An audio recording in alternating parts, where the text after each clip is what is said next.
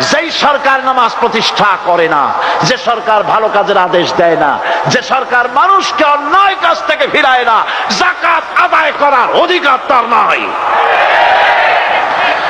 সুতরাং এমন এক সময় আসবে যখন আবার আমাদের জন্য সুখ শান্তি ফিরে আসবে।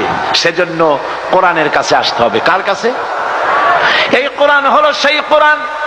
আমার নবী বলেছেন, মান ক্বালা বিহি সাদাকা।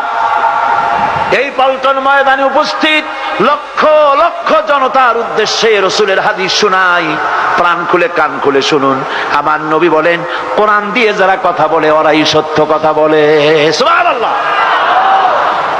আপনার নেতা বক্তৃতা করতে আসে, না আছে কোরআন, না আছে হাদিস, সব নিজেদের মন গড়া কথা, ঠিক কিনা? কোরআন দিয়ে যারা কথা বলে তারা সত্য কথা বলে, কোরআন দিয়ে যারা মানুষকে ডাকে ওরাই সঠিক পথের দিকে ডাকে। যেই ডাক শুরু হয় দুনিয়া থেকে, আর এর যাত্রা শেষ হয় জান্নাতুল ফেরদাউসে গিয়ে। আখরাজাহু তিরমিজি, তিরমিজি শরীফের হাদিস এটি। সুতরাং ইন্নাদ-দীন ইনদাল্লাহিল ইসলাম। জীবন ব্যবস্থা কেবলমাত্র কোনটা? জোরে বলেন, কোনটা? এই ইসলামের আইনের সামনে মাথা নত করে দিতে হবে।